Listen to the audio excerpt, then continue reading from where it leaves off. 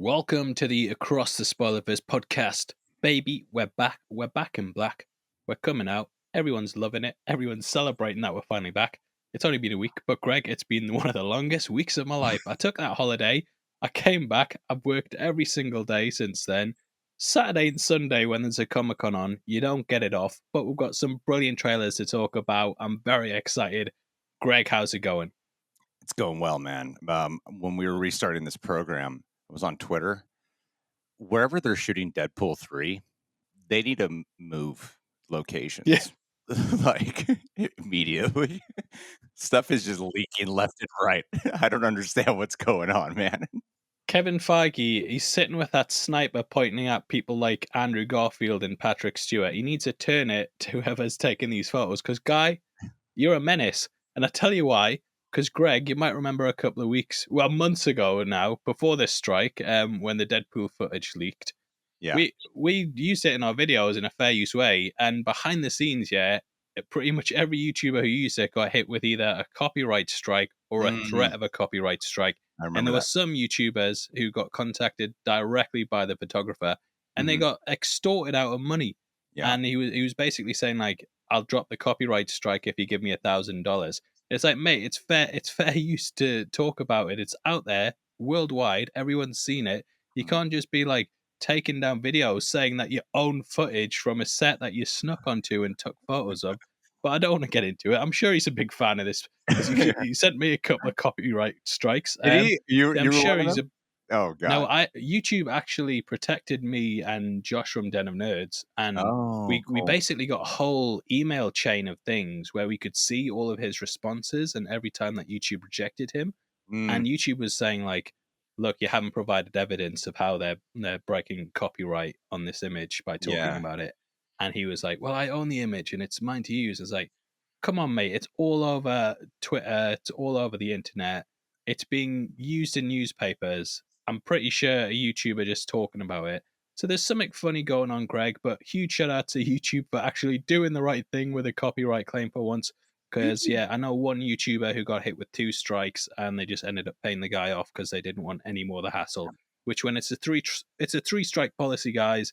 So, I mean, he messaged me for advice and I was like, well, I'm okay, but if I was you in your position, I probably would do that because, it's better off just having no strikes on the channel and not worrying about it. But we've got some positive stuff to talk about.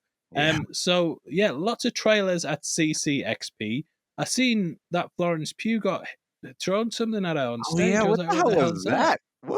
What was going on there? Was it Yeah. just like someone being like participating and accidentally hit Florence Pugh? I saw a lot of people saying you missed Timothy, but I don't think you should be hitting anyone. I don't think it was someone participating in it and just throwing stuff. I don't know if they were trying to hit her on purpose or if it was just a general shot at the crowd. But yeah, it sucks. I can't imagine sitting in a crowd and throwing stuff at a group of actors. But She could have lost her eye like that. If that I mean, if it was split over there, could have lost her. It could have been really, really bad situation. what is it with these people who are standing off to the side, throwing stuff, filming stuff, and just then extorting people for it, Greg? I'm bloody sick of it. But yeah, lots of stuff to talk about. So I want to go onto the Boys Season 4 trailer first. Greg, what were your thoughts on it? I was surprised by how it was more serious than normal. That like normally when the Boys comes out with their trailers, they kind of lean into the really fun side of things. Like I remember season 3 had that Imagine Dragons song that I've been addicted to ever since. Got that Feeling in my bones. Yeah. we can't sing too much of it, but when that was a really, really fun one, which led into like the violence and the sexuality and dick exploding. This one really led more into the bleakness of the situation, and with it being election year coming up, they zeroed in on all those vibes throughout, and this is going to be very, very topical for the Boys. The Boys has always been a very topical show, very political commentary heavy, and with it being election year, I can only imagine just how much more they're going to throw down. And I mean, I think it looks great. I think it looks awesome. I'm very excited for it. I'm very, very excited for it. Really successful video. Congratulations, Paul. Thank you. And I've got some good news as well. It's an election year in the UK next year as well. So I can't wait to go through it and see what it's going to be. So fun covering all this the boys during a time when there's 2 elections going on. I can't wait because people are really good at keeping their politics to themselves and not getting angry at you because you mentioned how something's similar to something else. But yeah, I actually messaged the boys account on Twitter privately, and I was like, "Hey mate." This was like Wednesday. I was like, "Hey mate, are you guys dropping the trailer this weekend at CCXP?" And they just said, "Sorry, mate, don't know what any of those words mean." And I got a Friday, and they replied with, "Hey, mate, found out what those words mean. The trailer's coming tomorrow." And I was like, "Yeah, awesome!" So I was really happy. I love the boys trailer. Yeah, I completely agree. That Imagine Dragons song, Greg. I just want to quash the rumors before I get cancelled. I'm not a big Imagine Dragon fan, yeah, but I like that trailer so much, and I watched it so much that I just know that song off the top of my head. But yeah, they are kind of going sort of. It's very, you know how what's that phrase that's going around the last couple of years? How often do you think about the Roman Empire? They're talking about Caesar in it. They've got allusions to like the fall of Rome. Yeah, it looks epic. But yeah, I think it's going to be good. You know, there's some questions that people have about stuff. I'm actually dropping a video tomorrow about what's going. Oh, today it's already out today. Sorry. About what's happening with Black Noir, how he might be back. Yeah, and there's lots of things to talk about. New soups in it. Yeah. Yeah, That can't wait black to see what noir happens with it. element is, that has some massive implications if you know how the boys comics go, which we will not go into, but that there's some massive implications with black noir being back. Yeah, so make sure you tuned into the channel because the video is already out. So the podcast, go check that out. The next trailer was Fallout, which I actually skipped because I was busy getting ready for the other trailers that were coming. Mhm. But I've actually watched it before, just before this. I'm not a big Fallout fan. I know people are like, "Why haven't you covered it?" I'm sorry, mate. I don't know everything about everything, and I've not really played the Fallout games. I think MT is going to be covering it for the channel. He's a much bigger fan than I am, but I don't want to ring him up and be like, "Mate, MT, get to work. It's Saturday. I don't care what the hell you're doing. We need the Fallout trailer done." But yeah, from what I saw, you know, it was as someone who only knows like certain iconography from the game series, such as like the dogs, the ghouls, maybe the guys in the big metal suits. I've seen all that stuff, Yeah, yeah. obviously. Pit Boys as well. And it did kind of capture them really well. Kind of as someone who's not really fully integrated with this world, I thought it was good at holding my hand through how things are going to be. So yeah, looks good. It looks awesome. I'm a big fan. I mean, you were too, of the Westworld show that Yeah. Jonathan Nolan helmed, and it sadly did not get its final season that it deserves. Really bummed me out, and I didn't know Jonathan. I knew literally nothing about this, and I haven't played any of the games. I get a lot of flack for that. Like you, I might see an image and go, "That looks familiar." Oh, that's from Fallout. I'm like, oh yeah, that's right. That's Fallout. Okay, I didn't realize that. But this looks like the sensibilities of the trailer are everything that speaks to me. I did love Westworld, and seeing Jonathan Nolan behind it, you get a lot of those Westworld vibes because it feels just like a giant apocalyptic western with kind of this macabre, dark sense of humor, and it's going to be very violent at the same time. I'm really looking forward to it, dude. And apparently, for the Fallout, for fans of the game, apparently this is very much the tone and sensibility that the game is. Whereas, like Yeah. with Last of Us, I remember when that trailer came out, all the shots in it were, this looks exactly like the game. This is a one-to-one adaptation of the game. And I don't think that's the case with this. To my understanding, that they are telling their own story. If I could be wrong, correct me. But I believe they are telling their own story with, while there will be like familiar imagery and whatnot, but they are going down their own original path with it that is still connected to the games. But unlike Last of Us, which was, we're going to do the game and change some stuff that might upset some people, and some people might love it. I'm excited for it. A lot of good trailer. Every trailer was good. I don't think anyone's gonna fall out with you over Ooh, it, Greg. ooh. But did you see the Halo trailer? Because I didn't. I've always No. been a PlayStation and a Nintendo guy myself, and I just didn't see the Halo trailer. I know it's season 2, But drop a comment below if you guys saw it, what you thought about it. But that was another big trailer, along with Reacher Season 2. Didn't watch the Reacher Season 2 trailer, and it's purely because I've got early access to the show, and I'm just thinking, like, well, I'll just watch the show. I don't. Yeah. And I'm not saying that to brag, Greg. I'm just saying, oh, I've got a trailer to a show I can already watch. The next one I want to talk about is Furiosa, which, yeah, it's weird because it's so green screened, but it's almost kind of over stylized. But I think when it's all like that, it kind of works to fit a sort of tone for it. Chris Hemsworth, I was watching it thinking, is that Chris Hemsworth? But they've done something to him. They give him a bit of a crooked nose. I've got a crooked nose, guys. Come on, stop stealing. You know, that's crooked nose appropriation, that making himself look uglier by making himself look more like me. But yeah, I thought it looked like cinema. Like one of the tweets I saw was, "I'm sick of them doing sequels and prequels to stuff." But I think when it's George Miller, it's kind of different because he obviously, I mean, the guy's pretty much just made Mad Max movies for most of his career. Yeah. So yeah, when he makes another Mad Max movie, I don't. It would be like George Lucas making another Star Wars thing. You know what I mean? It's not necessarily like the guy's just milking it. It's like, no, he came up with this franchise and he just likes telling you stories. You know, J.R.R. Tolkien, when he's writing the Silmarillion or whatever, it's not milking it. He's just he's created that world and he wants to write more of it. Yeah, exactly. No, I think it looks good. I don't mind it at all. I mean, the CGI in it didn't bother me as much as it bothered other people. It was something that did draw Yeah, my eye more than I expected it to. I think it's because like the last Mad Max movie has CGI, but it was so innovative with its use of designs. Like its whole production design was so like batshit insane, and we had never seen anything like it. Even though it was the fourth entry in this franchise, George Miller had reinvented it, and the entire aesthetic was just so mind blowing that whenever now there's CGI in the trailer, it does draw your eye in. But I'm like, no, the last movie definitely had CGI, and it'll probably look better by the time the film comes out.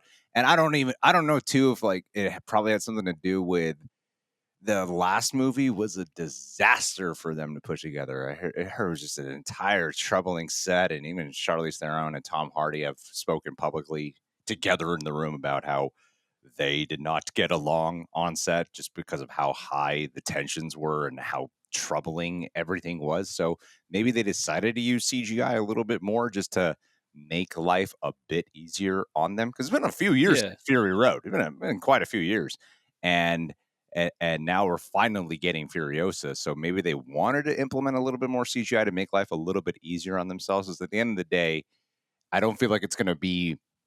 I don't think it's going to be comparable to Lord of the Rings and The Hobbit, where you're watching this beautiful, practical effects, and then suddenly everything is CGI. I feel like maybe there's probably going to be just a little bit more CGI than we might expect. And this is and Yeah.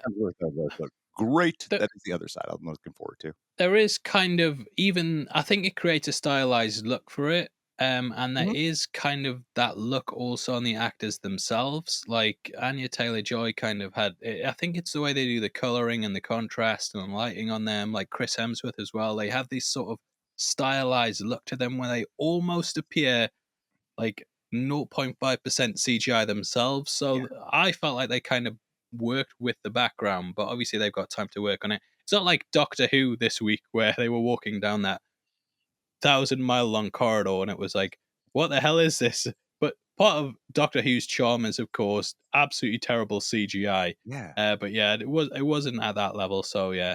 Now speaking of things with great production values, Greg, House of the Dragon season 2. Oh my god. Again, I think it's going to be a banger. Obviously, I can't explain. Well, I can't tell you how many times I've went through these chapters on the book. And yeah, just to see it brought to life and know where it's going. There's little shots here and there, like blood and cheese, and there's some certain things that if you know, you know. And Yeah. I thought watching this trailer, it hasn't got a massive reception online. To be honest, I'm actually surprised at how little views it has in comparison to the other things. But watching it as a House of Dragon fan, yeah, got a really good trailer. I think it worked really well. Well, I can speak to it as someone who hasn't read the books. As a matter of fact, for every episode, what was great about your breakdowns, I'm remembering this now, is that you have you do your breakdown, and then you have a section that if you don't want spoilers because you're going to go into the book now, I would have to be one of those people who would click off because I do the reactions and I don't want to know what's going to happen next. So I have no Well, hit idea. the thumbs up on the way out, though, I Greg. always hit the thumbs up, and I'll still give you a good watch time because that spoiler shit is at the end of the video. But the trailer itself, I like the trailer a lot. I can see though why maybe it's not the talk of the town, because as some and maybe like for someone like yourself who knows the books and really knows the source material, you can see the imagery and everything they're flaunting on screen and go, oh, I see what this is. I see what this is. I see what this is. Whereas for myself, it I think it looks great, and I love the tone of it overall, and it is very melancholic, and it feels like it's going to go more epic. Same time, it didn't really quite show me anything that felt completely new. I don't want this to sound like a slight against it, because I really did love the trailer. I did. I loved it a lot. But I'm trying to understand why maybe it didn't become as big of a talk. It's because I feel like it doesn't ultimately show you something that feels completely new just yet. I feel like that's what the next trailer is going to be, and they probably want to preserve as much of their storytelling points for the actual season itself, since people will tune in, even if it's a week, trailer. People are going to tune in for season 2. The show is Yeah. way too big, and Well, yeah. I was actually speaking to Ryan Airy, you bloody Ryan Airy, you know the mm, lad. I think you've mentioned him before when you said "shut the fuck up, Ryan Airy." I think mhm, that was you who said that. yeah, But yeah, he messaged me when it released, and we were kind of both of us were like, it's difficult to do a breakdown on this trailer because it's all sort of shots out of context. And the way I approached my right, breakdown was, I'm just going to talk about what happens in the book in chronological order, and sometimes I'll match it up with a shot on screen to kind of show what's going on. But I'm basically just talking about what happens in the book. mm, And yeah, I think out of context, I was saying to him, it is quite a difficult thing if you're just going to go through this shot by shot and try and say, because there's not really a narrative to it. For mhm, example, No Way Home, that first trailer, it had a story to the trailer where it's like Peter Parker is like, everyone's ruining my life. I can't believe how bad it is. I'm gonna go to Doctor Strange, and then you see Doctor Strange doing the spell, and then the spell goes wrong, and then the other characters from the Spider Verse start appearing, and it has like a story to the trailer itself. yeah, yeah, Whereas this was kind of just like shots of characters, people talking over the top, being like, mm, something is going to happen, and it's like next character like, I will make sure this thing happens, and yeah, you will regret it. yeah, And the next shot's like, we will fight back. So it's kind of stuff like that. So out of context, yeah, I can see if you don't actually know what these shots are. Just like it just looks like cool character shots. yeah. Might even be. Might even be from season 1, like some of these shots. Yeah, but yeah, I mean, I'm excited for again. Wow, I'm for blank on everyone's Rhaenyra. That's her name, right? Rhaenyra. Go Rhaenyra. Rhaenyra. Fudgesicles. Rhaenyra You know and when? Aemond is the guy with the patch. Aemond. Yeah, Yes. yeah. And But then yeah, there's Damon and Rhaenys, that's where and I'm getting. there's so many of the names: I know. It's not Lucerys, Jacaerys, all that creativity. but so many. Yeah, I remember it was one of those things where I read it, and when you read something and you don't hear the pronunciation, so you learn the word in your head by how you think it sound. And I always thought it was Mm, Rhaenyra. And I remember on the episode 1 breakdown, I just kept saying Rhaenyra and stuff like that. And by the end of it, I went back and re-recorded everything after hearing how it was said in the episode, but I missed a couple. I was like, oh, this is like 40 minutes long, and I can't keep recording every single line in it. But yeah, there's so the weekend ended with the Godzilla hoot X hoot Kong trailer. hoot hoot. Greg, I still don't know how to pronounce the title of this movie. I was talking to one of our editors, and he was like, "Well, they've started doing this thing in music where they'll have, if there's two big singers, they'll have like Billie Eilish x Sam Smith or something, and it'll be like a collaboration." And he was saying, "Well, I think it's pronounced and, but I don't actually know because no one ever says it." And I'm looking at it thinking, is it Godzilla times Kong? Is it Godzilla X Kong? Is it Godzilla and Kong? Huh. And this didn't make it clear in the trailer. How would you say it? I would just say Godzilla X Kong because that's what it says there. Just the same way you Brits say her because there's an H in there. I would say Mm, X because there's an X in there. You know what I mean? yeah. You don't think the kids are laughing at us, do you? Thinking, look at these old guys saying, "Is that Godzilla X Kong? Is Screw that the Godzilla X Kong?" all these But yeah, elderly what? kids. Godzilla X Yeah, Kong over there. listening to 90-minute podcasts like they've got the attention span for that. No, They're on TikTok watching 10-second videos and just. But yeah, what did you think of the Godzilla times Kong trailer? I mean, I'm going to talk about Godzilla Minus One in a little bit, but I watch. My wife is my wife is a massive fan of Godzilla. That's how old we are, Greg. You're Yeah, doing my wife I still do references. Borat references at all times. um, but the shit, we're talking Godzilla and Kong. Your wife. My wife, she is a huge fan of the Godzilla franchise. Like, and I don't mean just the American films. She's seen all the Japanese films. She loves the Godzilla movies. And and then the night before this trailer came out, and I was like, it was like 11 o'clock. I was like, all right, you choose what we watch. And she wanted to watch Godzilla versus Kong again. I was like, perfect, because there's a trailer coming out. And so I'm excited. Let's watch this so I can be in the mood for this trailer. So I watched Godzilla versus Kong the night before, so I was primed for this, and I love the trailer because it just gave me everything that I wanted. Like, does it look silly? Yeah, it looks silly. It looks cheesy, but it's a slam bam action trailer, and I feel like Adam Wingard is going to just double down on everything that actually worked in Godzilla versus Kong. We all know, like, the Millie Bobby Brown storyline was freaking boring as hell in that last movie, and I don't see her anywhere in this trailer. I was surprised to see Brian Tyree Henry She's back. not in the movie. She's not in the movie. Okay, good. Not in the film. Yeah, I don't think we need her character.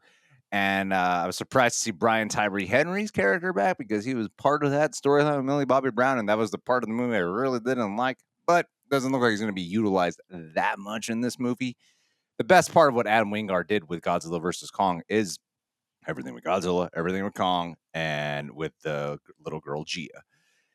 And I think that's the main aspects of this that we are going to see more of. You know, a lot of times directors get their feet wet with the first one when you're suddenly like, I'm doing this giant $100 million plus movie with massive CGI, and I don't really know what I'm doing, and I got to figure it out as I'm going. Now that he knows what he's doing, and he sees that the parts that people really connected with were the elements that were just more visual and like visual storytelling and expressionate storytelling with the monsters themselves. I think this one will probably be wackier, yet more emotional with its monsters simultaneously. And this looks like a lot of fun to me. This looks like a lot of fun. Yeah, that's the main word I've seen used for it, wacky. And Greg, I tell you, I hate the word wacky. Ever since it got used to describe the MCU Bad films, they were movies. like, it's fun and Yeah. wacky. It's just whenever I hear those phrases, fun and wacky, I'm like, oh no, not again. And yeah, I did see some of the criticisms being like, if you look at the 2014 Gareth Mm. Edwards Godzilla film and then compare it to this, totally, it's pretty different. But Yeah. yeah, I think it looks fun. I'm not here to see some introspective, massive human drama in a Godzilla and Kong film. Yeah. I feel that it did work quite well in the 2014 film, but I think as we've kind of went through the franchise, those characters have disappeared, and we're kind of left with like uh, not two-dimensional characters, but they don't feel like big three-dimensional characters either. And actually, some of the issues that I've had with Godzilla versus Kong, I did feel like that movie was cut down quite a lot, and I knew quite. There was basically rumored to be a much longer cut of the film that would explain certain things like the axe, how that was created, some of the stuff Mm, in the Hollow Earth that he discovered with the other apes. mm. And when that was missing from the film, I was kind of like, oh, it feels a bit, like they could have developed some stuff there. But then seeing this trailer, it's clear they're answering those questions and the issues that I had with that film because they're going into the Scar King, the other apes in the Hollow Earth, the ones that exist down there. Mhm. And yeah, I think it looks good. I mean, if you come into Godzilla films and you're annoyed about them being wacky, mate, I've got some shit to show you from the old days when Godzilla's like skating along on his tail and stuff, and we've got baby Godzilla and son of Godzilla and stuff like that. Yeah, this isn't as wacky as it gets in the Godzilla world. Or the original Godzilla versus Kong movie, the Japanese one. That was wacky shit right there. Yeah, that was a lot more wacky than this. But obviously, at the moment, where we've got so much Godzilla content, Greg, we've got Monarch, we've got Godzilla Minus One, which I'm annoyed about, Greg, because it's not out in the UK until the 15th. I've managed to get a screening for the 11th. We were sending emails last night like, can you just send us a digital version of the film so I can watch it, please? I'm begging. But you've got to see it. You're out in the States. You've got to watch it. Yeah. How's it going? I've just had a Godzilla weekend, man. I saw Godzilla versus Kong for the third time. Watched the Godzilla X Kong trailer, and then my wife, she wanted to go watch. Bringing back to Borat, dude. She wanted to go watch Minus One, and I was like, yeah, you know what? I wasn't. It's because we do movie reactions on the channel, and John lost the coin toss because he covered Shin Godzilla, which is a great Godzilla film, by the way. Shin Godzilla is an amazing Godzilla film, and so I was like, I want to take my wife to go see it. And we went a little date night, got my big bucket of popcorn, got center seats on IMAX. It was the right, perfect viewing. And I heard all this hype about it, but I'd never seen the trailer for it. I didn't know anything about the film whatsoever. And I don't know what you know about it. I'll avoid some spoilers here because it was a surprisingly emotional film. The common rhetoric when you talk about these Godzilla monsterverse movies is the human characters are boring, the human drama is boring. And I'll tell you, dude, I got pretty emotional by the end of this story. It takes place in the 40s, right at the tail end of World War II, and expands all the way. I think up to it spans like a couple of years. Like it starts off at the end of World War II into 1947, something like that. And it follows this guy who I believe his name is Koichi, and he is I guess the terminology would be like a disgraced kamikaze pilot. Like he did not follow through with being kamikaze pilot. He fled. And he had, without spoiling anything, he is this guy who has an encounter with Godzilla, and that is his trauma. That is where his PTSD, as a big part of his PTSD comes from. But, whoever learns about the fact that he was a kamikaze pilot, he's shamed for not going through with the actions. And so it takes place in Japan when they're dealing with all this loss already post-war. It's really like melancholic and dramatic. And now as they're in this stage of recovery, and you're following this guy who is has no belief in himself and doesn't really know what to live for, and is constantly questioning why he's alive. Now they have this Godzilla creature to contend with as well. And I had no idea that it even took place in in the 1940s.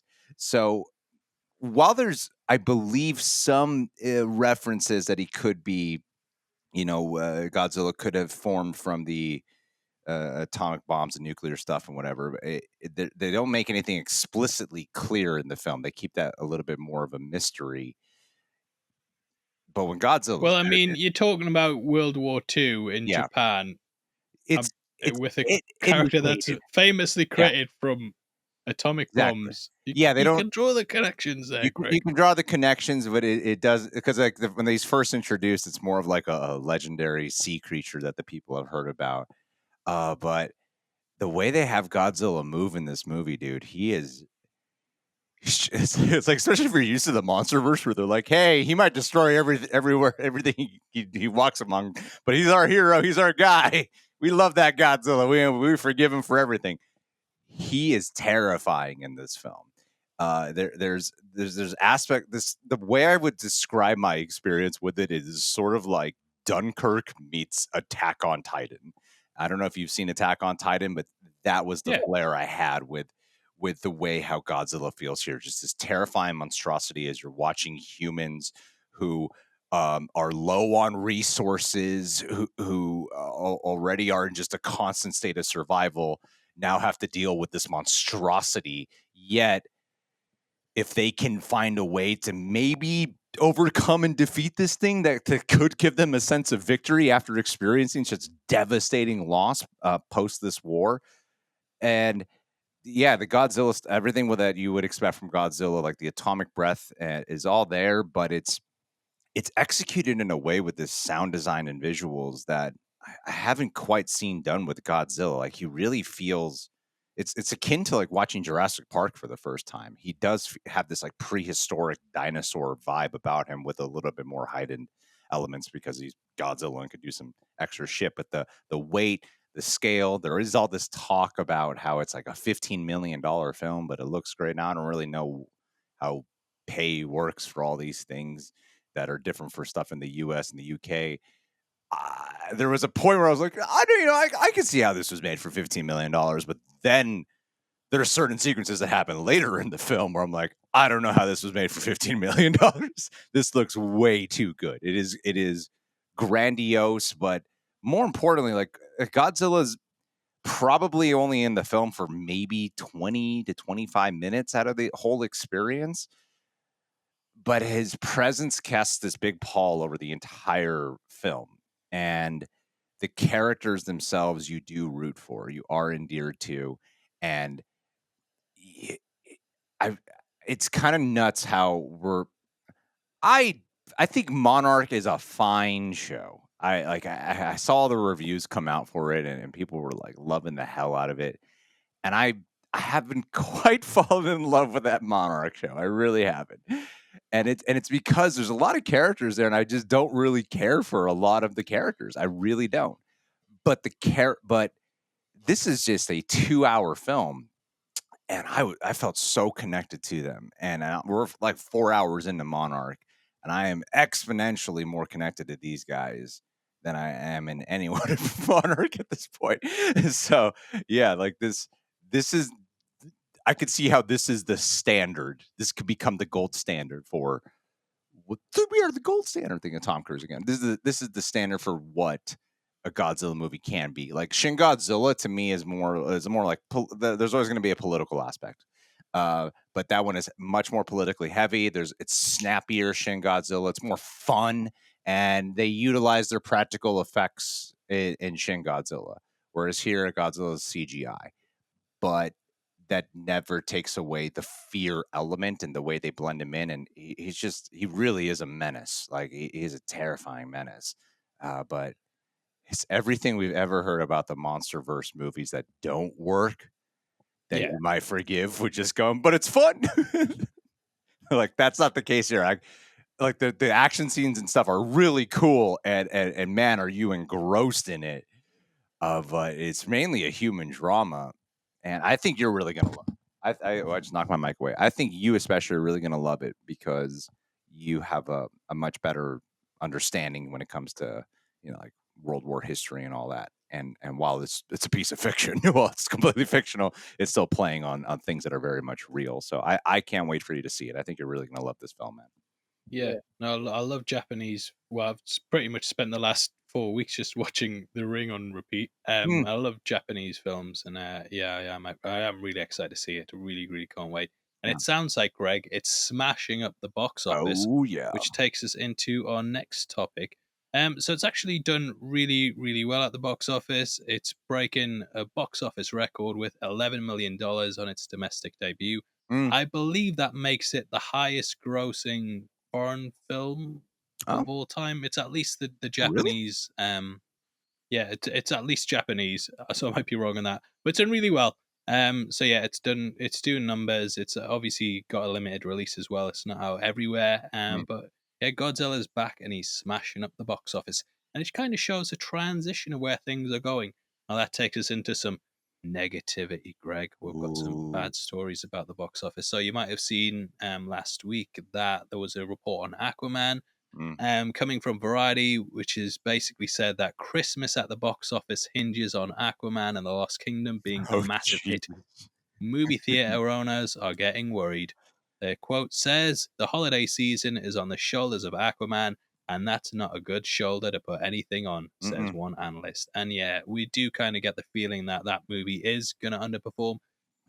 Sometimes when we talk about how things aren't predicted to do well, we get some comments saying, you guys are making it, you're willing it into not doing well because you're coming out here and saying it's not going to do well, so people aren't going to see it.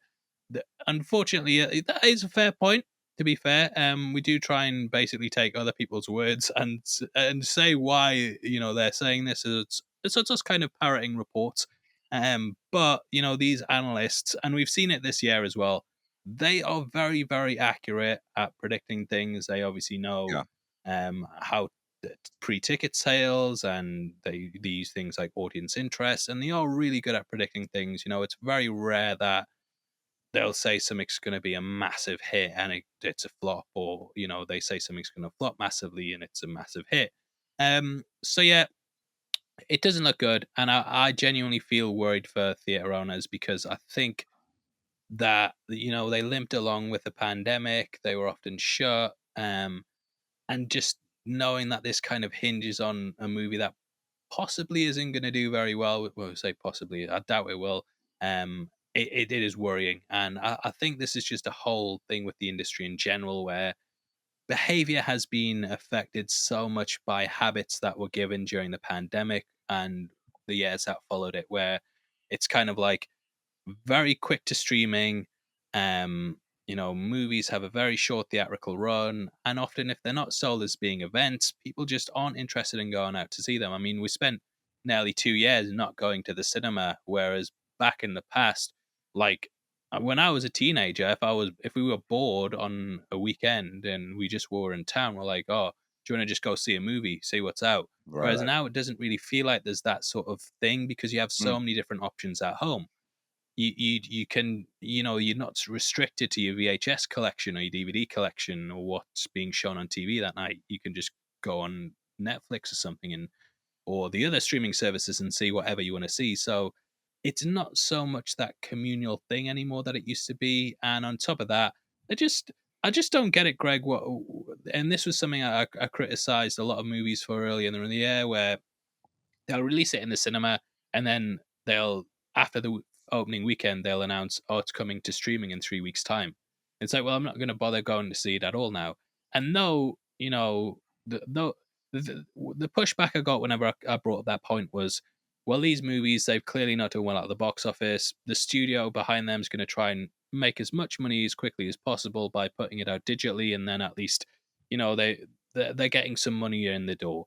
The problem is, though, when people expect a movie to be mid or even not that good, they're gonna now expect it to just go on streaming straight away. So Yeah. even like the movies they have are mildly interested in, they're not going to go and bother see it because they know it's going to come out very, very shortly. And yeah, I think it's just it's a sign of the times, and unless it's like a massive event, like an Avatar or a Barbenheimer or something like that, you're gonna studios are gonna find it difficult, and I think they're gonna need to rein those budgets in and lower expectations. But unfortunately, movie studios, cinemas can't survive on that way of thinking, and they do kind of need support from the studios because the studios for the last couple of years have actively created a marketplace that devalues the cinema.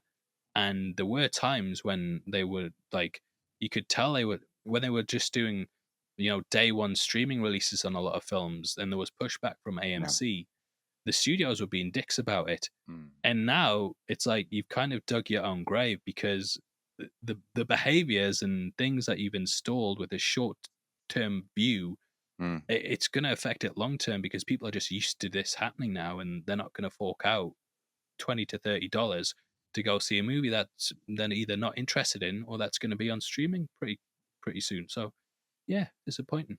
It is disappointing. I also think that they need to figure out a way to bring back exclusive. You know who does it? Christopher freaking Nolan. No, Nolan Mm-hmm. does it with his movies all the time. Where the trailers for his movies will not debut online right away. Usually, they're reserved for the cinema for a while. specifically the IMAX screen, because whoever's going to the theaters to watch whatever that movie is where the trailer's playing, their first experience association with it is going to be that trailer on IMAX, where they'll leave that feeling with, whoa, I gotta see this movie because look at it here, because it just translates different. And I'm bringing this up because before Godzilla Minus One played, and I watched it on IMAX, the Aquaman and the Lost Kingdom trailer played. And I've been on this podcast, said it on my channel too, like, hey, the trailer, it just kind of looks like more of the same. It doesn't look that special to me. When I saw the trailer on IMAX, I went, I don't know what is it because it's IMAX and I'm seeing the quality in which this was actually shot in, but this looks like way better. This is actually making me want to watch the movie. I suddenly got hit with the sense of the visuals look dazzling. This feels like a lot of fun. I want to watch. I found myself actually going, I want to watch this movie. I want to watch this movie. And that's because I saw this trailer on IMAX. And I notice now when I go to the theaters, people are usually, showing up like a minute before the movie actually starts, because I don't know what it's like in the UK, but at least out here in the US, there's usually about 15 to 25 minutes of trailers, and the theater will tell you how many minutes of trailers there are. If you just ask them, like, hey, I want to go to the bathroom, I want to buy some food, how much time do I got? And so many people just kind of pile in. It's reserved seating, so they just sort of wait till close to. A lot of people don't care about the trailers anymore because they could already watch it online. And I think that when it comes to certain films like this, especially when you got something like Aquaman, where people are going, the theater chains are depending on Aquaman doing well, you got to figure out some type of strategy where if you like premiered this trailer, I don't know what it was, Oppenheimer that came out. If you premiered this trailer before Oppenheimer or something, and it was only playing exclusively there, I think I don't know how much of a difference it would have made, but I think there's a reason why Christopher Nolan does it for his films. And I know some other Yeah. movies do it, but clearly there's some type of effect where your IMAX moviegoers, your people who love the IMAX theater, when they see that trailer, and especially because these movies are shot with IMAX cameras, a lot of them are shot, and Aquaman and the Lost Kingdom is one of them. So they're really hinging their bets on IMAX. If you can reserve your trailers for then, I mean, it affects us because, we will make our trailer videos, but if we want the movies to succeed, I think that makes the world a difference, because I've seen the trailers for Lost Kingdom multiple times, and it hit me entirely different seeing it on the IMAX screen. It actually made me want to go watch the movie. And Yeah, I had that for the creator as well. mm, I had watched the trailer online, but watching the creator, I had like an actual reaction to it. I was like tearing up almost just because mm, the sound, the shots, the emotion that came from it. So I do completely agree with that. No Way Home was a great example as well. I remember Soups was going to the trailer event. They rented out a cinema mm. just to show the trailer, and they were getting people through the door. And it's kind of those marketing strategies that you can use to get creative and just build hype for something. And I think, yeah, I really do. I know we keep going back to streaming and stuff, but I just think movie studios have just shot themselves in the foot with what they've done, because they've basically invented Spotify. Um, but they've invented Spotify and put everything into that, and you now realize people aren't buying CDs and that you're using money, and you're trying to get people to go back to CDs, even though the music's getting released on Spotify. Now, CDs don't cost hundreds of $1 million to make, whereas movies do. And you've created something that is just has capped your industry. It's destroyed the physical media market that you used to have, which brought in billions as well. And yeah, it's just kind of, you've made your bed, and this is what's going to happen, unfortunately. And unless it's a massive event that people feel they need to go to the cinema for, people just aren't going to do it, and it is going to see the shutdown of cinemas and theaters, which is such a shame, because they used to be a hub of places to go and hang out. And before Yeah. the internet, you guys might not remember, but before the internet, that was where people used to go to hang out and watch things. And you didn't know as much about movies back then. You weren't fully plugged into what the Rotten Tomatoes score was and that kind of thing. You just went up to the cinema, seeing what was showing, and thought, "Oh, that looks good. I'll buy that and go sit for half Yeah. an hour and decide if it's good or not, and either walk out or enjoy it." I mean, look what happened with But yeah, we've Godzilla seen, Minus One. Godzilla Minus One is making yeah, more money than they expected it to, and that's a Japanese movie, you know. And granted, it's like Godzilla is a big yeah, IP and all that, but still, at the end of the day, it's still an international movie, and to see how it's doing in the States here, and that's because of the word of mouth. And like for me to go on like a Sunday night, I went to like a 9:30 p.m. showing. Um, and when I first bought tickets, when I first bought, I saw like, oh man, the word of mouth on this is crazy. Because when I bought tickets on Saturday night, and it was like, oh, it's practically empty, perfect. And then I show up, and most of the theaters freaking packed all of a sudden, you know, and that's because like, oh, the word of mouth is like spreading like wildfire on this film because I like 24 hours ago I bought these tickets and it was vacant, and all of a sudden it's like jam packed with people. So yeah, that alone, I didn't even see the trailer for it. That alone right there is a testament to making something feel like an event and watching the impact it can have. And this is just some movie that came over from another country that is doing really well here, you know? I think it's really cool. and I think that's translated, to the Marvels as well. Which I mean, Disney's pretty much just dumped that at this point. It's I now ending its theatrical run as the lowest grossing MCU film in history. woo! And yeah, it just kind of speaks to the state that Marvel's in at the moment. And it did feel like they'd hit the point of break glass in case of emergency, and the emergency was Tony Stark, Mm. aka Robert Downey Jr. I've never heard of that guy before. I've got no idea who Iron Man is, but apparently Kevin Feige has said they won't resurrect him. Mm. Well, I'm not saying apparently. He has said. He said to Vanity Fair, they're not going to resurrect him, and he said we are going to keep that moment and not touch that moment again.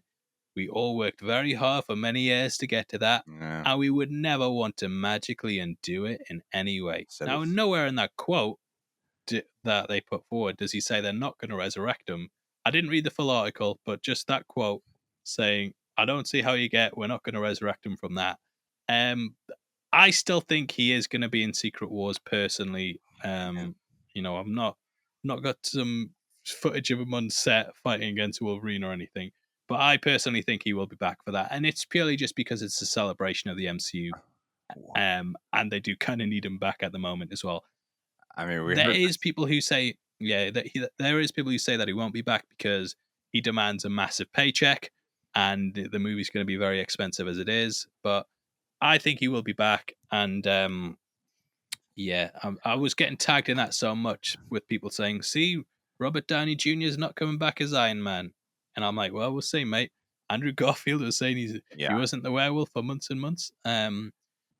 But yeah, it just kind of speaks to the whole thing going on with Marvel at the moment, where it's like you haven't created as much of an impact as you need to with these new characters, and even Deadpool 3 next year. I mean, it's based solely on already established characters that were a hit somewhere else, and I do kind of worry about what's going to happen because Echo has now been pushed back to 2025. Echo? Not Echo, sorry. Ironheart has Ironheart, been okay. pushed back to 2025. It What? feels like they're just dumping What If over the holidays. And I know every time I'm like, oh, what if they shouldn't be releasing it that over Christmas? People are like, oh, it's only because you have to work it. It's like, well, that is the point, but it's not just me who has to work it. Marketing executives at who does most of the marketing for projects? Sure, the studio do a lot of it, but I would say a hell of a lot of the marketing also gets done for free by third party sources like your YouTubers, your TikTokers, your outlets, your actual media outlets. Mhm. And if you do, all those people are taking that week off. Like everyone I've spoke to, even if they cover every single Marvel show religiously, it's kind of like I'm weighing up whether to do it, and I don't know if I can be bothered to give Christmas up for what if Happy Hogan saved Christmas? You know what I mean? Yeah. So yeah, just releasing it like that, I don't think they're gonna get. I feel like they're dumping it. and it is a shame because they would have got so much publicity, extra publicity from just releasing it slightly differently to what they're doing. Yeah. I mean, you got to convince people. Some people just want to. I don't give a shit. It's like Yeah. what if it's so up and down for me? Like I was surprised by how much better What If looks from the trailer that came out, but not having revisited it, I'm like I am in that position of, well, you got to convince people during the holiday season to go watch What If when they're probably going to be with their families or doing something that's more eventful. But no, stay home and watch it. And there's a lot of competition already for stuff. I mean, Invincible did well for both of us and that released on Thanksgiving Day. So perhaps I don't know. Christmas is a completely different holiday as well. And to your point too Yeah, about, I was that's thinking about the Robert Downey Jr. thing. They said the same exact shit about Hugh Jackman when it came to Wolverine. Like, we're not going to touch Logan. Don't worry, it's not going to be. We're not going to undo that, and they're not. And I think Kevin Feige's really known how to change up his. CEO it. Yeah, Yeah. he knows how to speak. I was also, the other part of me is thinking about 2024. They're releasing X-Men 97, and to my understanding, you have to really know the X-Men cartoon from the 90s to watch this show, and they're putting a lot of work and effort into this, as you would hope they would. And I certainly watched the show when I was a kid. Yeah, I I don't don't remember shit. remember. I remember the first episode, Yeah, and I remember Apocalypse. Morph. It's Yeah, like, yeah, but I'm like, Morph, I always remember. but I'm like, I don't remember anything else. I'm like, I barely remember this show. And are they really going to hedge their bets on allowing their audience to like do all this homework to watch X-Men 97? I think that's been a problem with the MCU, is the amount of homework that's required. And it seems like there's a lot riding kind of on X-Men 97 because they already said they want to do a season 2 for it, and it's only 1 out of 3 shows that they're releasing for next year for Marvel. And I'm like, I don't know if X-Men 97 is the right call right now. I They mean, all of the originals on Disney Plus, so steer people towards that. But I mean, cartoons, if it's just getting labeled as a Saturday morning cartoon, then I think it's absolutely fine. I mean, we kind of hype up every MCU release as like, oh, it's a big event. We're going to be covering it week to week. We're doing it, and maybe it's just something that you put on Saturday morning for your kids, and like I don't know. Like, what was that Avengers cartoon that used to be out? Mightiest Heroes, maybe, or like a Spectacular y- Spider-Man sort of yeah, thing. yeah. Where it's like it's a cartoon. It's just for kids to watch and consume, and maybe we're just looking at it like this is the next pillar of the MCU when it might not exactly be that. And I feel like it might even be an origin story for some of the Professor X from Multiverse of Yeah, Madness, but exactly. you don't know.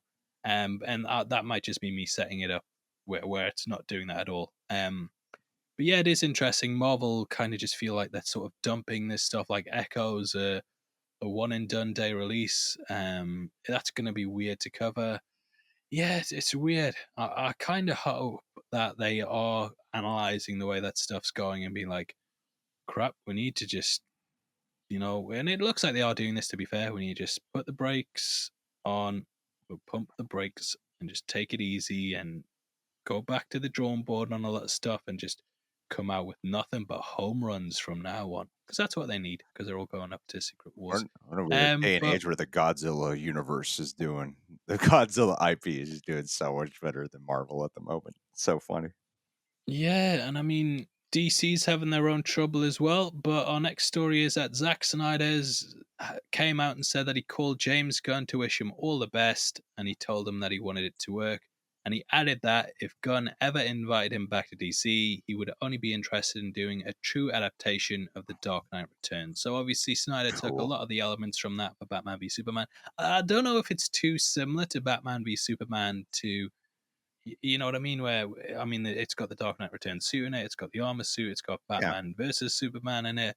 Um, I don't know if it would be too close to that to draw comparisons, but hey, if it got announced, I'd be there day one. And if it was like an Elseworld story where they brought back both Henry and Ben, I'd be there day one. No problem. I think the plot is different enough. I think the plot's very different, and it's huge. As a like they had to divide the animated movie up into two parts because of and the animated movie didn't even have the internal monologue, which is something that Frank Miller's so known for, and they had to excise that, which I thought worked in the animated film. Yeah, but I think if you are going to do if Zack Snyder's saying I would want to do a proper true adaptation, like, well, you got to have some of that film noir monologuing going on with Batman, and the story would yeah. be different enough, and he'd be intentionally elderly Bruce Wayne, whereas Ben Affleck just played like an older Batman. He didn't play like the elderly version of a Batman.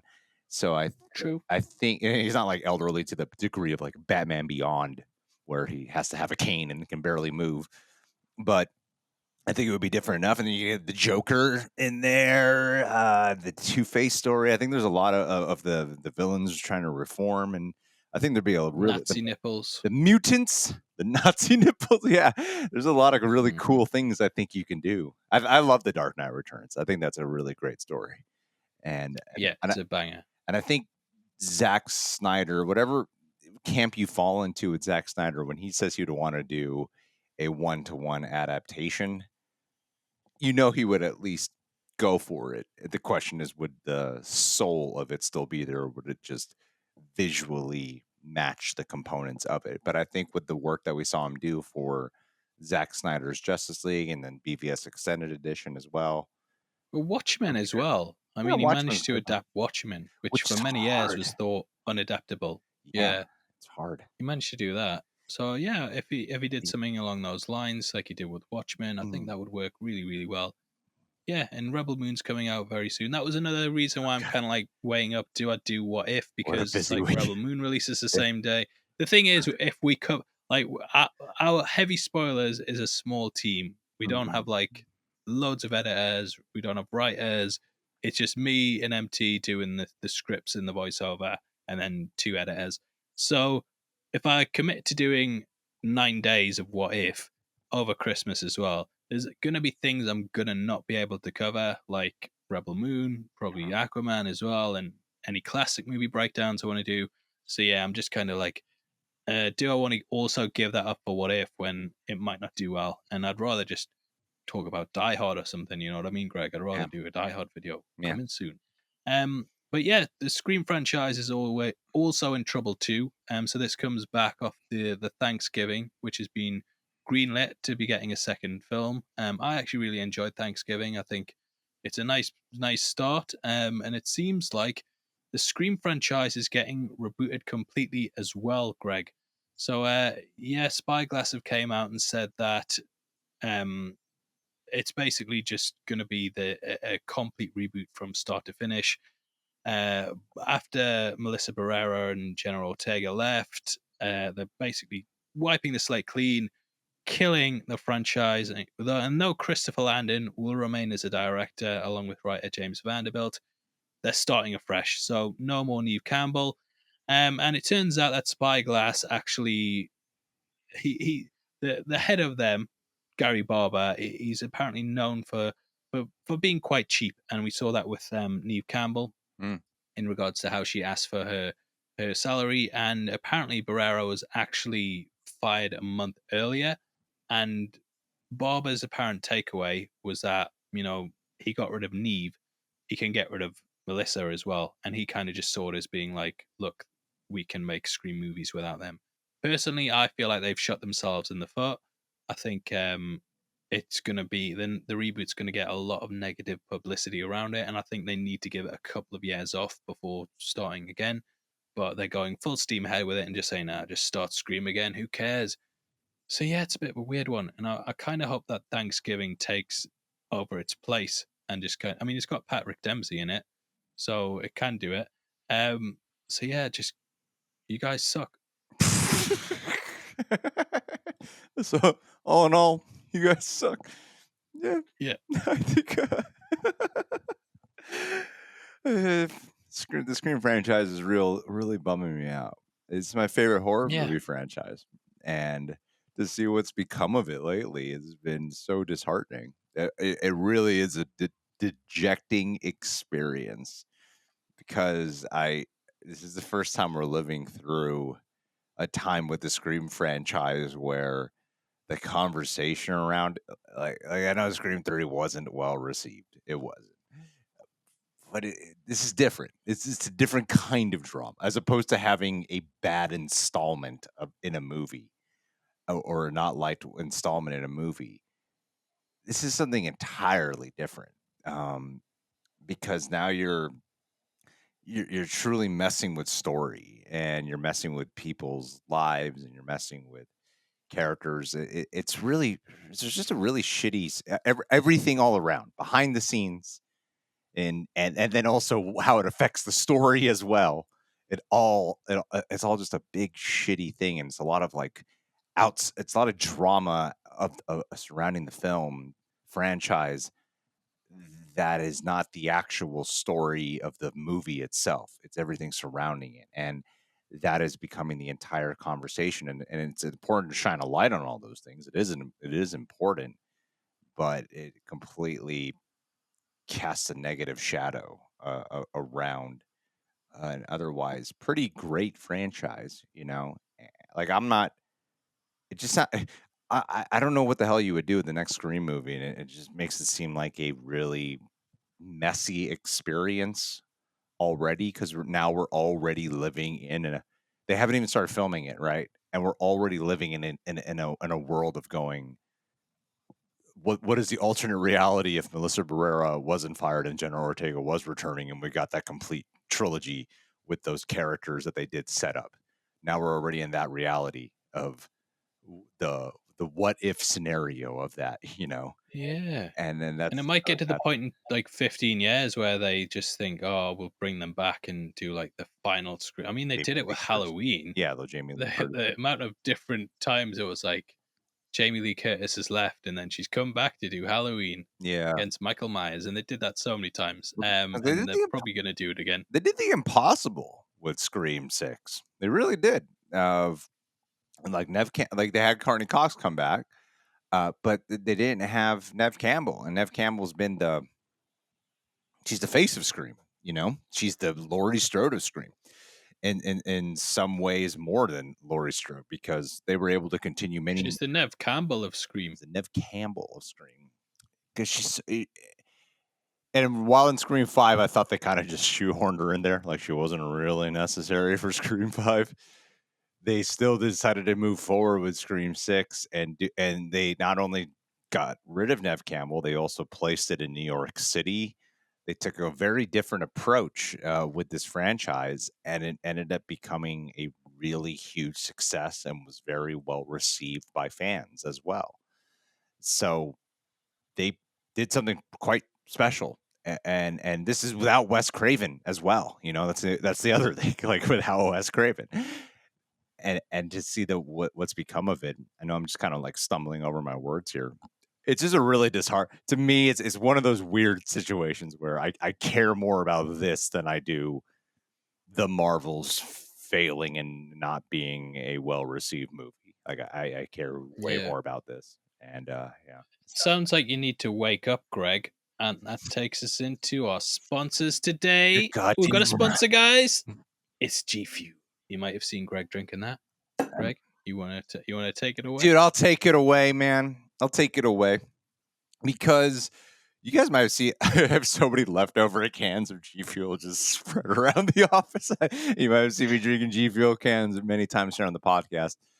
My life mainly consists of every day in the past few months, I'll work out, meditate, film for like an hour to two, and then just a whole bunch of variety of computer work. Often having like 10 to 12 hour days, messaging Paul late at night.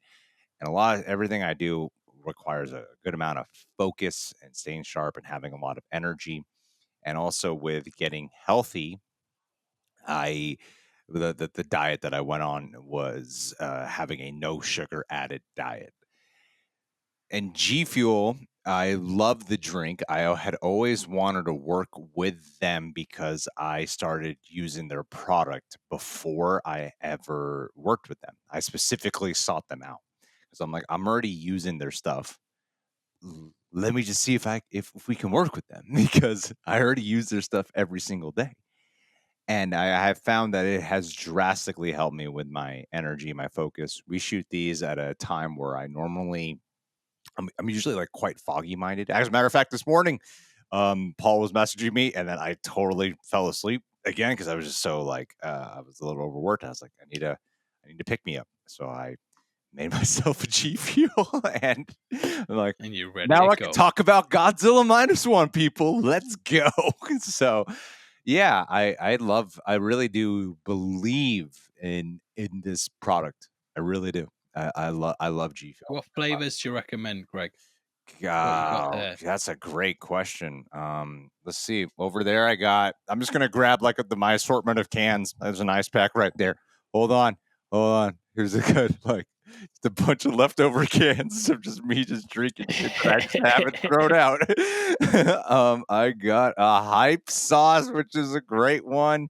Everyone who comes on the channel, they love the orange vibe. So I'm out of that one now as a leftovers can.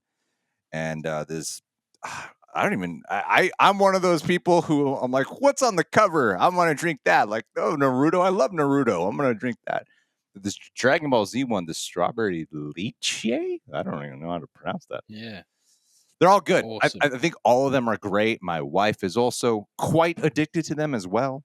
My wife. My wife. So yeah. And yeah. Well, thanks Gifu for sponsoring us. We'll drop a link to that in the comment if you want to pick some up. And yeah, get energized, guys. Yeah, love Get it, get it, get it. Now, speaking of people who aren't energized at the moment, right? I feel like Bob Iger needs some bloody G Fuel because he's had a Disney shareholders call, and phew, the guy has just done. He's sounding like us on the What the hell podcast, Greg. happened to He's him? just been talking about. He's been talking about all the stuff that Guy. Disney's doing wrong at the moment, What's and I feel like, whoa, you've been too. I'm writing in the comments. You've been too negative, guys. You've been too negative, Bob. But basically, he's come out and said the main point that he said was, their main goal now is quality over quantity, which asking a corporation to do that, ooh, I don't know, mate, because the way that corporations work in general is you put something out, it's successful, and it's then how can we make more of these? And it's not necessarily always like, oh, you're overworking us, we're not really making a good product. Yeah, they're like, Mhm. okay, get it out, keep pushing it out. So apparently they're going back to quality over quantity, which Marvel have stripped back their releases. We're getting Deadpool 3 next year, and none of the films.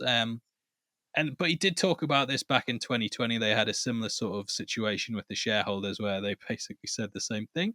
But there were some other things that he talked about, and he said that creators at Disney have lost sight of what their job should be, which is to entertain first, not messages. He added that stories infused with positive messages for the world can be great, but it shouldn't be the primary job. And I'm sat here thinking, Greg, bloody hell, like, do you know which the two most popular films of the year are like Barbie and Oppenheimer, which are both filled with politics So and many messages. messages. So Like, yeah, lots of messages. I'm talking feminism. I'm talking nuclear disarmament, and that's just Barbie. So Oppenheimer's obviously filled with it as well, and all those Senate hearings.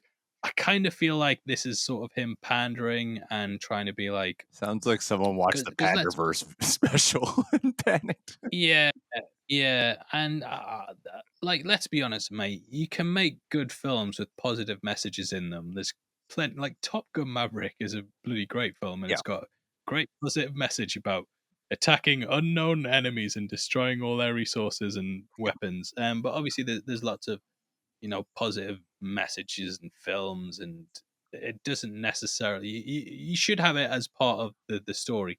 And I think what Disney's main problem has been is that they've made mid movies that also like just feel like almost box ticking exercises. And look, we're not saying anyone should be that inclusivity should be taken away. I think everyone should feel like they can at least relate to something on a certain level. But they kind of have hit a point where their storytelling has suffered because of it.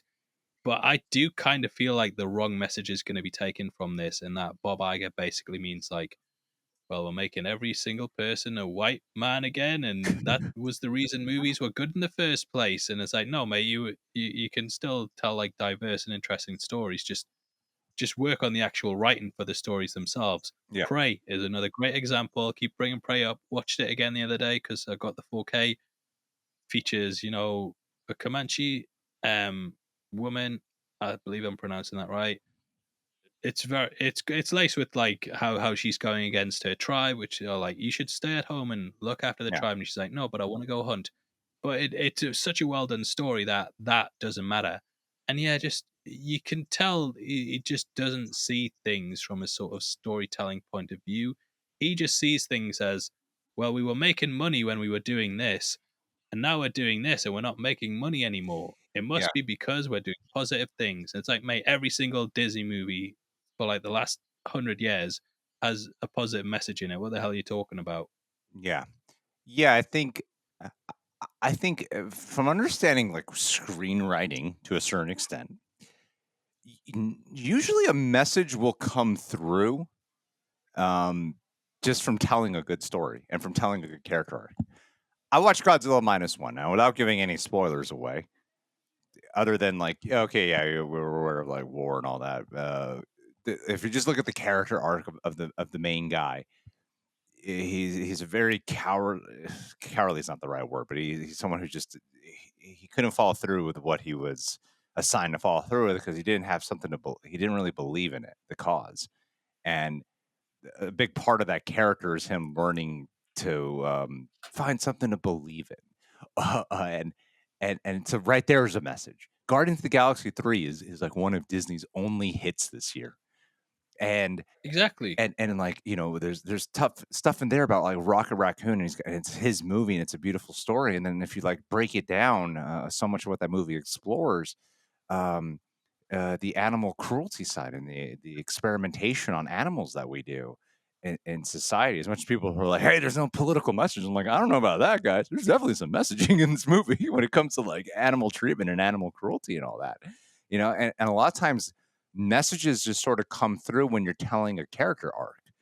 And I think the problem that happens is not that, oh, we have to entertain first, not messages. It's that when you sometimes a movie can get bogged down with like, what is the message on our whiteboard that we have to communicate first, and then let's design stuff around that, versus kind of, I noticed the powerful effect that really connects with audiences is usually the reversal of that. I think that's why Barbie still works really well, because while it can get quite ham-fisted and very on the nose, it still is so rooted in the character's journey that as much as like there's like a fourth wall breaking element to it, it's still so rooted in the characters, you know. And sometimes I think these movies, they do think about the message first or whatever, like instance. I would say the problem that often happens with Disney is that sometimes their messaging and inclusivity just registers as a little insincere, even though it's like, yeah, that's an Yeah. important thing, that's a good thing, but it feels But we like can the cut it reason the out if we need to. yeah, I think the Panderverse special exists because you can tell that the way they do it sometimes just feels insincere. And that's why I wanted to cite Guardians of the Galaxy 3, because it's a character driven spectacle film, but you can still take away quote unquote messages from it that are very positive messages for the world, Yeah. you know? Well, we've seen this recently with the Marvels, which basically for me just summed up Disney's idea of representation, which was that Valkyrie and Captain Marvel had a scene where it was hinted at that they used to be in a relationship together, Yeah. but they just cut it out. And it's kind of like, well, if you can just cut it out because it's not really part of the character, it feels like you just threw it in to be like, oh, well, we can have a line that'll pander to gay people and get them to support the movie. Because again, what it boils down to is these corporations want you to feel like identify with them with something that you feel passionate about. So gay people have been through so much throughout history where there's been violence against them, they've had their rights taken away. Yeah, I mean, Alan Turing's a great example of it, all the stuff he did in the war, and then like what happened with him was a complete tragedy. yeah, And there's actual like struggles for stuff, but when they're just so obviously gay people, they feel if they see themselves represented in something, they're going to support it because it's like, oh, of course. all these years of being like this, it feels like we have someone to rally behind. And H Bomber Guy has actually done a brilliant video talking about a YouTuber called James Summerston, who kind of talked about all the um gay voices that have been silenced throughout the years and kind of looked over. But what the twist was that he was basically plagiarizing all these things and taking it. It's an amazing video. Go check it out. The But Disney plagiarism doing this, it's in YouTube? Is that what it is? Plagiarism in yeah, yeah, Okay. yeah. Go Yeah. check it out. Yeah. It's like 3 hours long, but it's an incredible video. You won't regret it. So back to my original point was that obviously, people feel passionate about it, but the reason the corporation's doing it is to get you to associate your own identity with this brand so that you support it because it's something you're passionate about and you believe in. Mm. And thus, when it's like, oh well, we did make them gay, but we can just cut the line out. That's not genuine. That's not sincere. That's not actual character development. You haven't written the character to be like that. You haven't given that a proper, if you can just remove it Mhm. completely from it, then it's not really part of the character, and it sounds like you were just inserting it to do it. And that's what I feel a lot of Disney's representation is. It's purely just, can we put a line in there that'll make us look inclusive and whatever, but Yeah. really, if we need to, if we change our minds, just cut it the fuck out. Yeah. And it kind of boils down to that. And Bob Iger actually during the meeting talked about how the Marvels failed because it was shot during the pandemic when there was a lack of executives on set. I'm like, mate, this movie wouldn't have been saved with more executives. What it needed was actual, like, maybe the executives to step back, because I feel with a lot of Disney movies at the moment, it's almost like they've got their hands in everything. It's kind of like, we'll cut this down. We need to make it 2 hours. Like there was a mandate with the MCU clearly, and they've never admitted to this, but there was clearly a mandate where it was like the movies need to be 2 hours. They just need to be 2 hours long, and we saw so many films suffer because of it. There might even be, and this might be sacrilegious, there might even be a good cut of Thor: Love and Thunder out there, but it needed to be longer.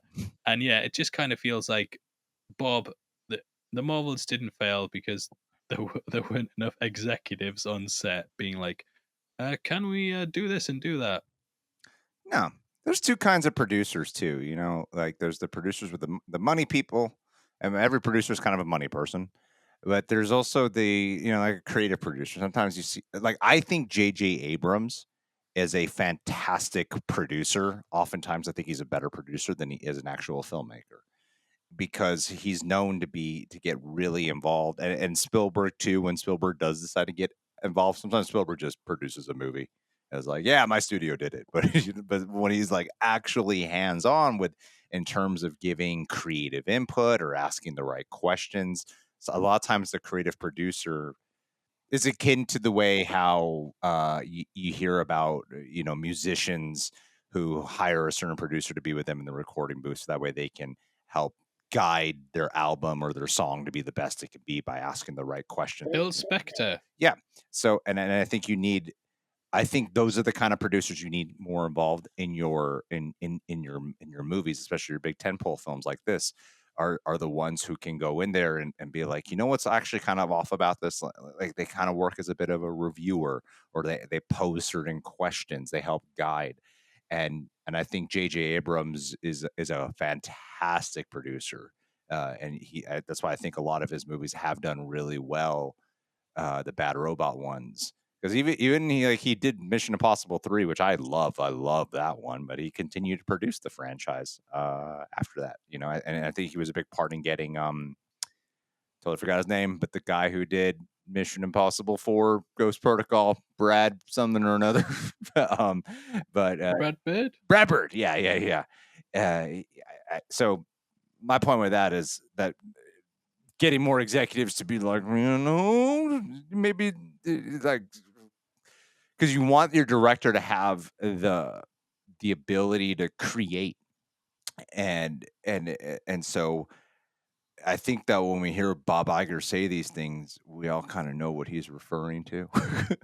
It just sounds more like he's referring to more of those like management people, when really what I think they need is, when we talk about Kevin Feige being spread too thin, this is part of the problem here. Whereas it seems like before, when there wasn't a gazillion projects that Kevin Feige was forced to kind of be involved in, he could be that producer that I am talking about. That producer who can be there to get involved with the story and help guide. Like when those leaks came out for Amazing Spider-Man 2 on Sony, and then Kevin Feige's notes that he gave that completely got disregarded, that's the kind of producer I'm talking about. You know, where I don't know if any of you guys remember that, but he gave all these suggestions of what would have made this a better movie or a more focused film that is all story based. It's not anything to do with finances. And when we say Feige spread too thin, it's like, well, yeah, I mean, if you have less projects, the producer that you're looking for who could help make the Marvels or Thor: Love and Thunder, those kind of movies, probably stronger films, the answer could still be in Kevin Feige. He just can't be working on like 50,000 projects at once. He's got to be able to be like involved in the one project that's being made at that time.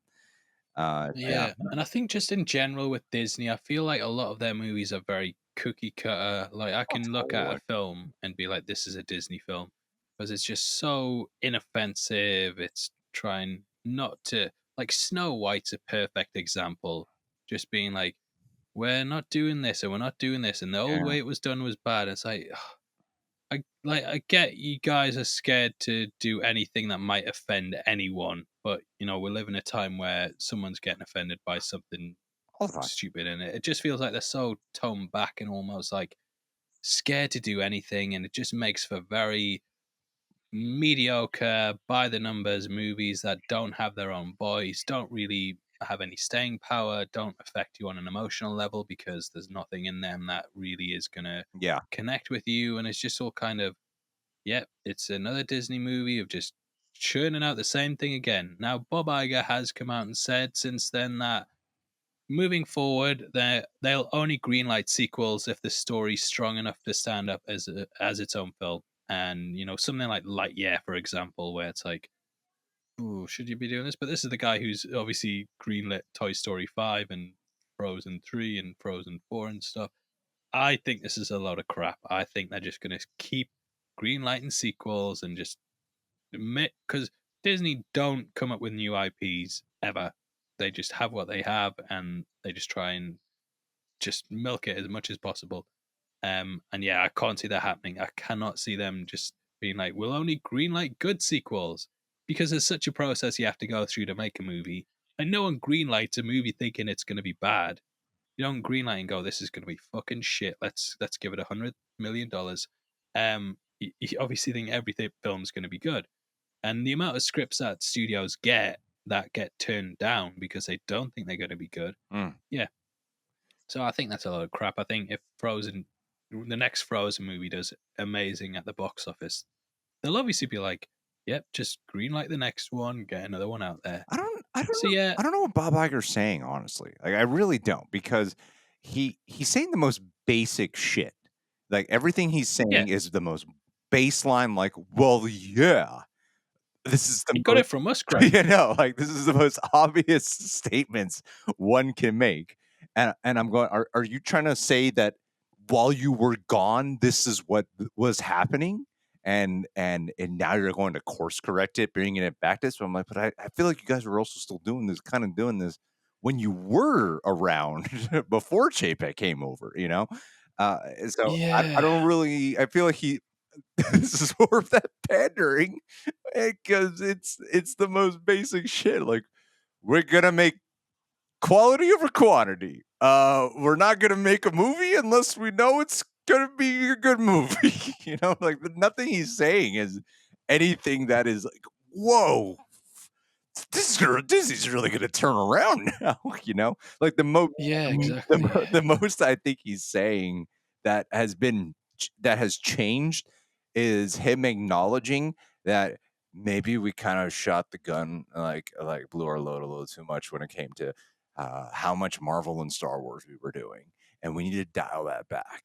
That is the best. Like it's an obvious statement, but that is the best thing he could have said. It's like, yeah, okay, we realize we're doing too much of that. We need to reduce that. But everything else he's saying is just so simple and so obvious that it's like this is what everyone always says about anything. It's nothing mind blowing, and yet it just sounds also like weirdly, and it doesn't ever sound hopeful or encouraging. In some ways, it just sounds insulting and in a strange way when you break it down. That it sounds like he's throwing shade at something, and yeah, I don't. It sounds like he's a hater. He sounds like a Disney hater. Sounds like a fucking Disney. Sounds like a hater. He's like, woke culture is ruining everything. We need to stop making sequel, guys. Yeah. He's basically walking into the shareholder call like someone's on their bed thinking, what would I do if I was the head of Disney right now? Yeah. I think I'd stop making sequels. I think I'd go quality over quantity. I think I'd probably stop pushing so many messages in all my films, and then psychically they've sent that message to Bob Iger, who's just before the shareholder call, he's received the message and he's just listened it up. And it's like, yeah, well, this stuff is, I don't know, as a movie studio executive, I think a lot of it is just kind of saying whatever to please the shareholders. What we know, though, Greg, is that this isn't going to be an overnight thing that changes. No. There's a lot of movies already in the pipeline. I've been saying for years now, I've been saying, look, Disney are going to have to eat a lot of shit sandwiches before they can actually turn the ship around, because so many of these things are already in production. Like when we knew the Marvels, Echo, there was so many things that I'd heard behind the scenes were going to be bad, and it was kind of like, well, look, Marvel just need to get through these and they're going to be good. And it was the same with DC when they had all the movies when Gunn had taken over, and it was like, we've still got to release these movies. We just got to get through it. And it does, yeah, it will take a while to see these effects. Now, you might get some cases where they clearly edit lines out of things to avoid offending certain people or turning away certain audiences. I think that the issue is they just got too far into politics and just kind of annoyed too many people, and it's going to take a while. And I personally think it will take Chapek leaving, and it'll kind of be like when, our corner shop it had such a bad reputation, and then I was jogging past it the other night, and it had under new management as a big sign, and it's kind of like, look, guys, Bob Iger's gone. We're under new management, and everything's fine now. To come back to us. And yeah, I think it'll take that kind of thing. Like, remember when David Zaslav took over Warner Brothers? Everyone was like, oh yeah, new management, David Zaslav. It's all going to be great now. Yeah. And even when Bob Iger came back, there was a lot of positivity. Like, Bob Iger could have happily retired as being one of the greatest CEOs of all time. Yeah. And I truly believe that. And if he hadn't come back, we'd probably be sat here right now going, this never would have happened under Bob Iger. But we live in that reality where Bob Iger did come back, and it has happened under Bob Iger. Yeah. So yeah, it's just crazy. And speaking of David Zaslav, our final story for the night, guys, and we'll let you get away, is that David Zaslav says scrapping films for tax write-offs took courage. And then he said, to The Verge, what content is going to help us win? The content that wasn't, we made a strategic decision on. It was difficult and painful, but it was necessary. And I'm just thinking there, sitting like, David, there's no bravery in just dragging a film folder over to the recycle bin and dropping it in that. You're deleting thousands of people's work. And, you don't know how that movie would have gone or been received by the public. And I do feel like they should have released Batgirl, personally. I mean, it might have damaged the brand, but, in hindsight, mate, DC's brand is fucked anyway. It's damaged to the point where you've got Aquaman made $1 billion, made over $1 billion, and it's now looking like it might destroy cinemas worldwide because it's not a good movie to lean on. And it's like, I don't see how much more Batgirl would have damaged the brand, and obviously, it would have been a good thing for women to watch and see a version of Batman in themselves, or obviously she's not a version of, you know what I'm saying? Yeah. Like someone like a Batman sort of hero, but it's a woman. And yeah, it's just crazy to come out and be so bold that it's like it took courage. Is the Takes courage to delete films so I can make like get a tax write off of millions of dollars for the corporation I work for. And most of us guys, when we worked for corporations and stuff back in the day, anything I could do to fuck the company over, I'd be like, I'm fucking doing that. I'm just doing that. is the well, first off, if he actually thought the movie was bad, the courage would be in releasing the movie and going, maybe Yeah, audiences will exactly. like this film. But is him say? I'm trying to understand why he used the word courage. Is the idea that he used the word courage because he would get a lot of hate for it? Well, like that's what's happened. Is he was like shunned a lot for doing that, and I'm the new guy, and now I'm canning this movie, and I'm aware people are going to get really mad at me. I have no idea Yeah, I why. think that's what he Is means. that He what he thought it means? was going to Like, be a shit show. Yeah, he okay, thought it was going to be really bad and get everyone to hate him. And he it was like, worked. "Oh, I mean, that has happened, Yeah, but I mean, I'm sure the hundreds of millions of dollars and yeah. billionaires boy club that he goes to every year, I'm sure that keeps him, takes his mind off stuff." No one appreciates the courage it took for no one. Yeah, just Or, such a tone deaf thing to say. poor Like, choice of words, you're a dude. fucking idiot, man. Like, genuinely, hire better PR people, please, to come out and be like, I'm really sorry. Just say I'm really sorry what happened with Batgirl. Unfortunately, we were weighing up what option. This is how I would handle it. Say, look, I apologize to all the creatives behind Batgirl. Unfortunately, we were in a tough position financially where it might have affected the company in a really negative way, and unfortunately, we might have to lay some staff off. We Right. didn't want to do that, Mhm. and the only other option was making the tough decision of unfortunately having to let Batgirl go. We obviously have a new universe coming out as well that we felt it might contradict with that, and we're just tired of letting the fans down with promises, the things that we didn't think were going to materialize in the end. So we're really sorry it happened. We wish the creatives behind it all the best, and we hope that people still rock with us. Huge thank Mhm. you. But instead, he's coming out like, fuck me. I mean, it was difficult, wasn't it, when I had to do deleting that movie to make a tax write off deleting all those people's hard work that they've worked on for years and years because that's how long films take to make. Phew. It's tough, but yeah, guys managed to do it. It's kind of like on Mission Impossible when Ethan Hunt climbs the skyscraper and he gets knocked back in the window, and then Benji rushes back in and is like, "Well, it was tough, but I managed to get it done." And he's just been doing like the easiest job ever. Mm. So yeah, well done, Zaslav. Well done. I feel like every week we kind of have a back and forth about who's the most hated CEO that week. And I'm guessing that because obviously, and we now know from the talking points that all the CEOs listen to this podcast. And I'm guessing that every week the people from Universal put it on and like, thank God I'm not getting mentioned. It was like when I was watching the H Bomber guy video, and I'm like, whew, haven't got mentioned in this one. I'm safe for another year. So To the channel. I was like, I think we try to, as much people say like this podcast brings up. I mean, I think it does brings up a little bit more of like some of the things that we find a little bit more negative in the industry. But I think we at the same time we still try to have like a conversation about it instead of just like screaming the same talking points. You know what I mean? And I'm not saying like some of those other channels they actually some there are some other channels that definitely do that, and there's some that definitely get more nuanced about their approach.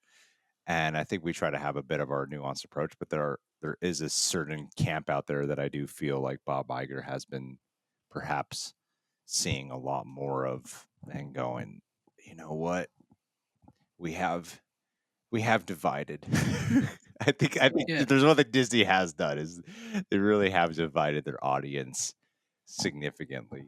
And I don't know what's going on with like I really loved the last episode of Doctor Who, but do you know if there's something there about because I've been hearing as I thought Disney just got the rights to put Doctor Who up on Disney oh, Plus. I've got no idea, Yeah, I was no like, idea. what's I've watched them both, I like the last episode but yeah, more. I've got no idea what the got no idea what the whole situation is contract-wise with them. Yeah. I mean, it kind of feels similar to the older stuff to me personally. Obviously, they've got Disney stepping in and doing some stuff, but I don't know what the extent of that is, or if it's just distribution. I'm guessing Yeah. it's just I distribution, thought it right? would be just You don't know. To be honest, the BBC is pretty much just Disney over here, so okay. I don't think it would have changed that much anyway. I think even if Disney hadn't have been involved, we'd probably be getting the exact same shows. Because there is that conversation I keep seeing about like Disney's affecting Doctor Who, and I'm like, are they? I thought they can just air it.